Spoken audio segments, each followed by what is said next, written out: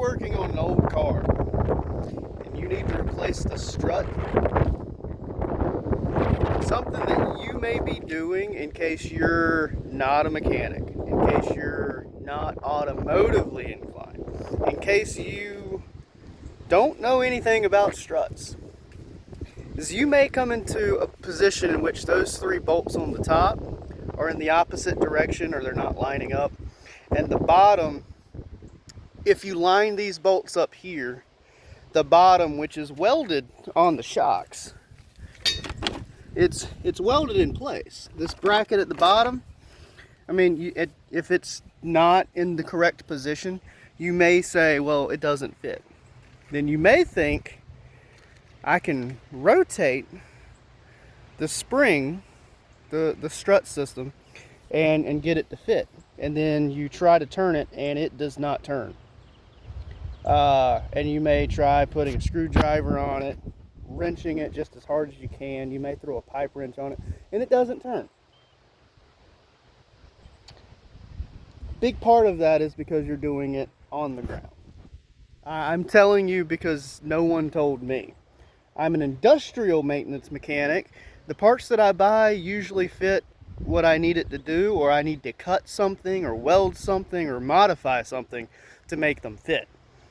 But this part goes to this car, and I checked with the Advanced Auto Parts crew 3 times to make sure that this was in fact the right part, and it did come up, well, does it spin? Does it turn? Could you turn that? And I tried and I couldn't.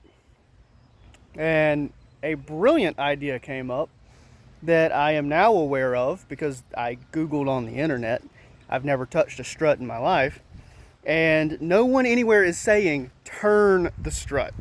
In fact, there's a couple videos of these car people in these car garages doing car shit, replacing a Dodge Neon strut and all of this stuff, and when they go to put this giant spring piston on, it just snaps right in place.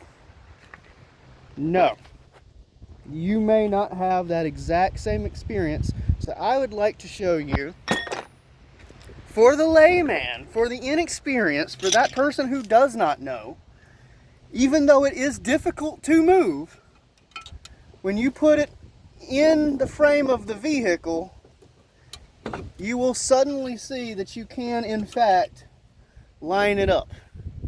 So even though these bolt holes are here, and you're gonna like have a bolt here instead of here, or maybe they're off to the side or something. The guy in the factory was snapping those things together 100 miles an hour, not paying attention to their orientation. You can turn them. It is okay. Do not worry about whether or not the top bolts are in the proper orientation, because once you put the top bolts in and mount it, you can rotate the bottom. That is a lesson I literally just learned today. As a factory mechanic, I've seen cylinders, and you can rotate cylinders, but you usually don't have to fight them. And that was a fight on the ground, just grabbing it and trying to turn one side and hold the other side. It does fight you a little bit. I tried putting a wrench on it. It just didn't seem to be working. You put it inside the vehicle, hang it from the top, and turn the bottom with a screwdriver through the mounting bolt holes at the bottom. It will turn. I'm going to get a lot of slack from a lot of mechanics and experienced guys. We knew that. That's common sense.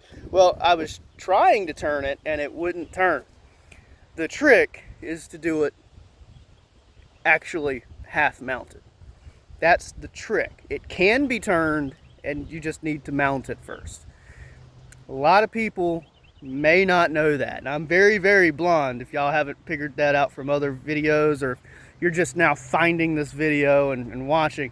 I am very blonde. I have a lot of blonde moments. I have a lot of stupid moments, and especially when it's cars. Cars are not the same as industrial machines. People say they are, but even the electrical sources have different voltages. The power sources are different power sources. The mechanical parts should technically be the same, but you can't see this thing running and flying down the road with your head right here as you're flying down the road to see what's going on. You have to guess, and it's much more difficult. So if you're struggling and you're trying to put parts on an older car because you don't have a lot of money and you're trying to save yourself, I hope that little bit of advice helps.